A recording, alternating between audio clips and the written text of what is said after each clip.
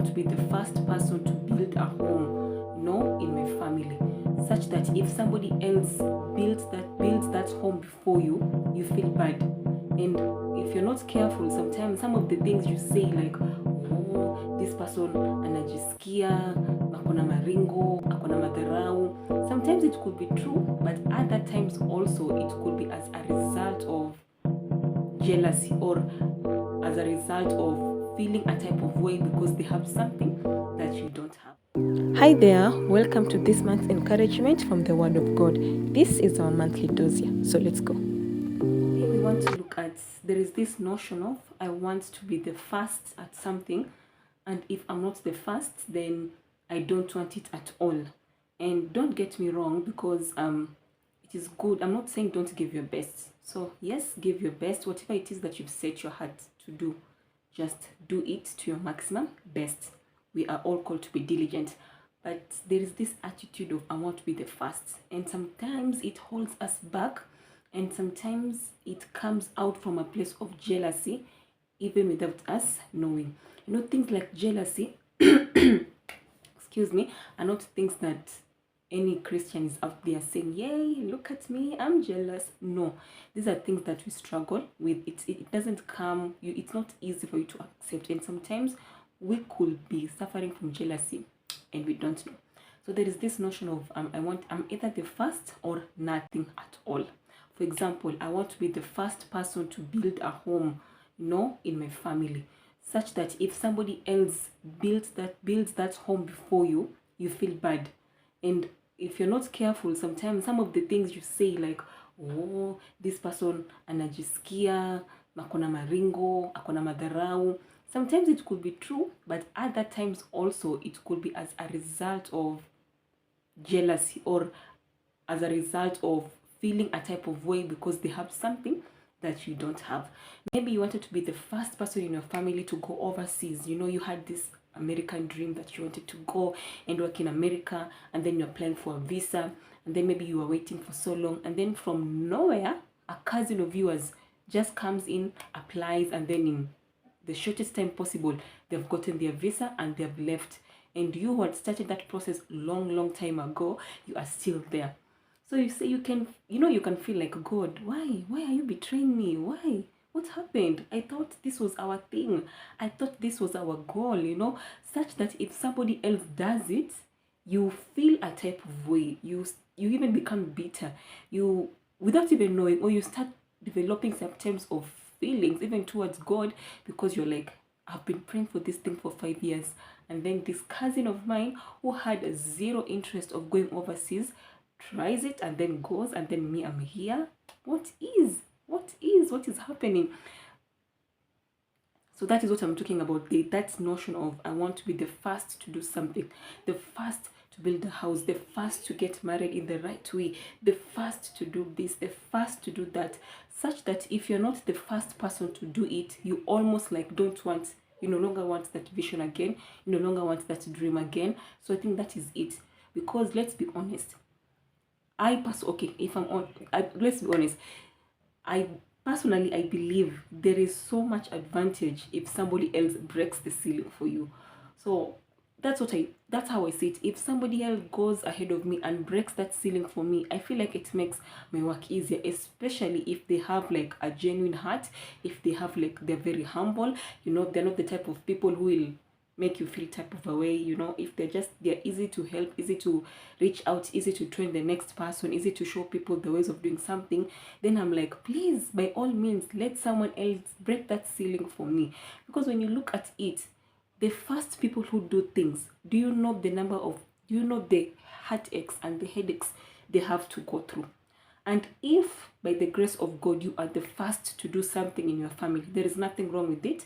God's grace is sufficient for you. If you're the first to build a home, the first to start a thriving business, the first to go overseas, the first to have a male child, the first. If you are that person, then I'm not saying you are in a bad position. That's not it. May God's grace be sufficient for you. But if you're there, you actually know how hard it is. I'm sure you've had times when you wished there was somebody you could go and ask 1, 2, 3. It's much harder than if there is someone else who went ahead of you and made some of this mistake. So if you're there, may God's grace be sufficient for you. There is nothing wrong. And as you can see, there are people who wish to be there. But if you are not there, if you wanted to be the first, let's say maybe to build a home, and then here comes a younger sibling, here comes a cousin that nobody thought anything would mount out of their lives, and then they come and build that house or build that home. Instead of feeling a type of way, instead of feeling as if God has betrayed you, instead of feeling like, you know what, I no longer want to have a home right now, that dream, I'm leaving it for 7 years later, for 10 years later, for now, let me just do something else. Instead of diminishing that dream and goal of yours because of either jealousy or some type of feeling that we don't have a name for, look at it from the advantageous side.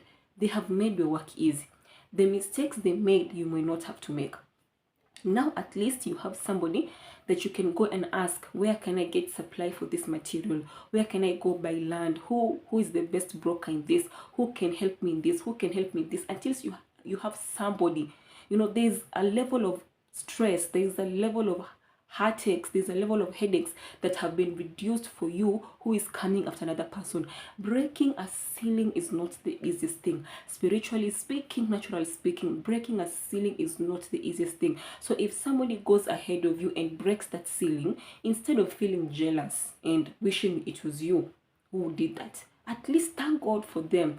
Tell God, thank you, this cousin of mine, this person, this uncle, this sister of mine, this sibling of mine, this brother of mine has built this home. At least now I can go learn from them what to do, what to avoid when you're going to buy land, what to avoid when constructing a house, what are some of the loopholes you can use, what are some of the things you can do to save money here and there. You don't have to make the same mistake as they did. Now that they've gone ahead of you, at least you can learn from them. Because a wise man once said, you know, seeing somebody go walk into a ditch and then you walk into that ditch, like, that's foolishness.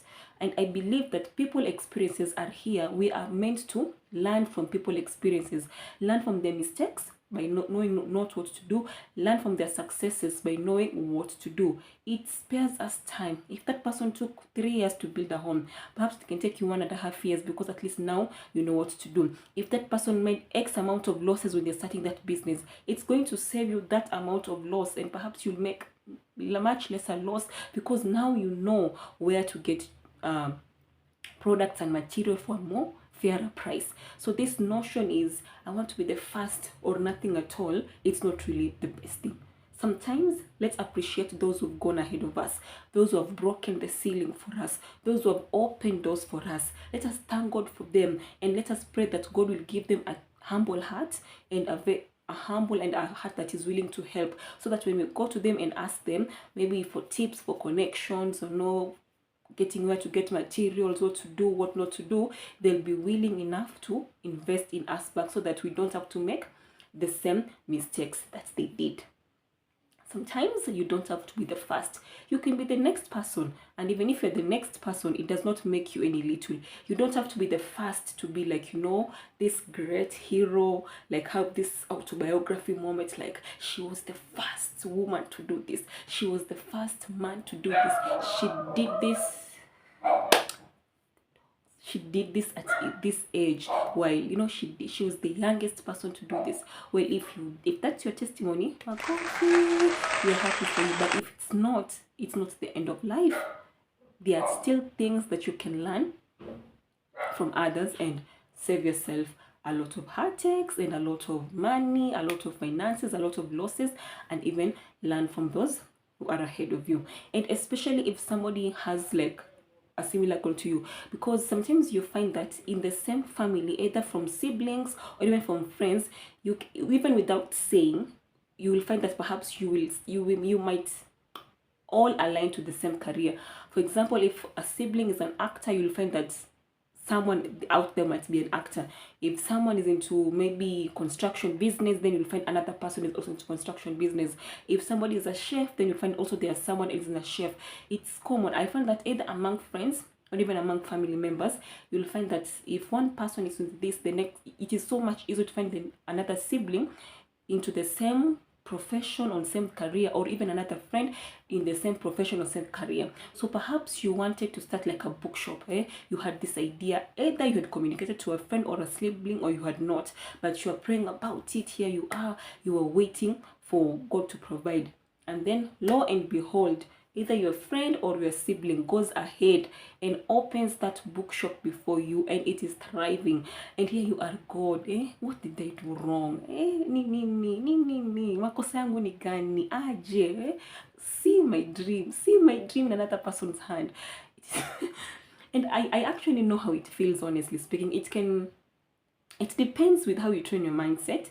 You can look at it and feel discouraged and feel like a failure, like, oh my God, then I guess I'm not meant to do this. Or you can look at it and say, man, they have something I wish to have, but that does not mean I won't have it. What I'm now going to do is I'm going to link up with them. First of all, pray. Say, God, I want to thank you for what you're doing in so-and-so's life. Look at the bookshop. They're thriving. They're doing well. It reminds me of my prayer. God, if you've done it for them, you can do it for me. If it is something you approve in my life. And even as I'm reaching out to them to learn from them, give me the grace to pick the lessons that will work for me, because not all lessons are for you. Some are for them, some are for another person. So give me the grace to get the lessons that can work for me, the tips that can work for me. Soften her heart or his heart towards me, so that they'll be able to show me the ways, show me where to get these books at cheaper prices, show me how to market my bookshop, show me how to make sales with the bookshop, show me even how to survive in a business that is around selling books. So you can ask God to give you favor with that person, and then go and even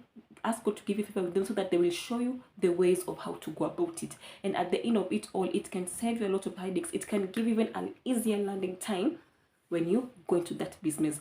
But if we just allow it, if we allow our insecurity, our jealousy, our unchecked feelings, if you allow it to hold us back, we might now be missing out on like a mentor.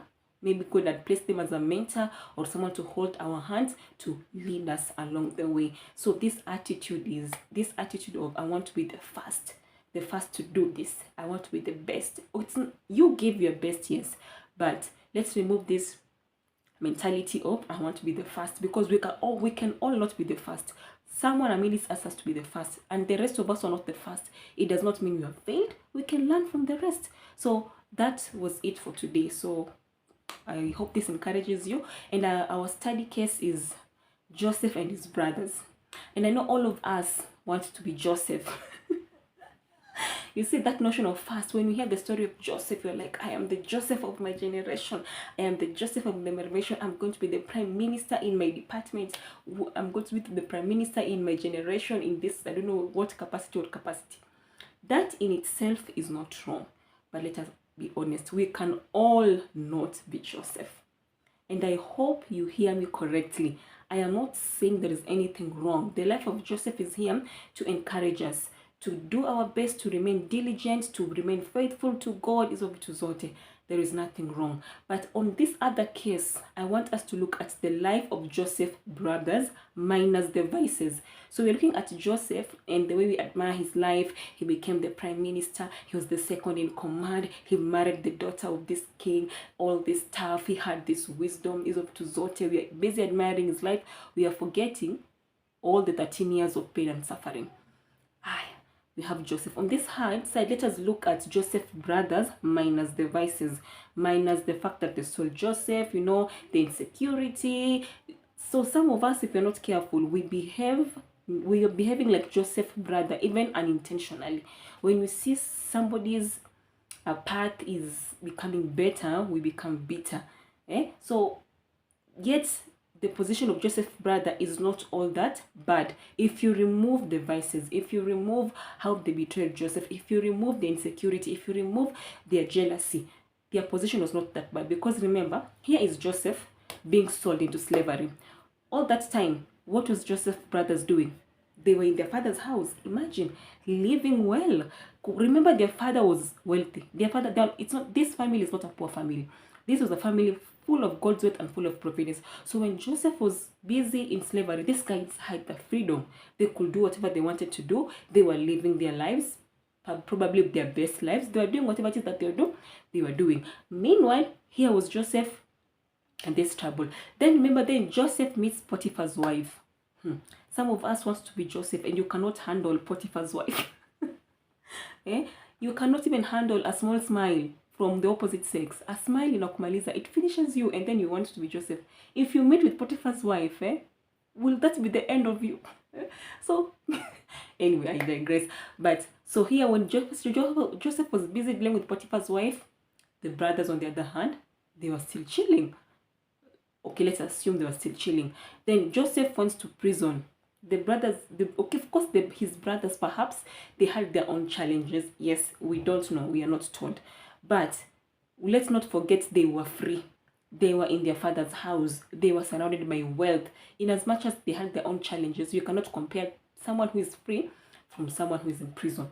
So all that time, all that struggle, so all this pain, they are the one that is selling Joseph. So they don't even have that pain to deal with. They don't have to go through learning how to let go of that bitterness of being sold by your own brothers.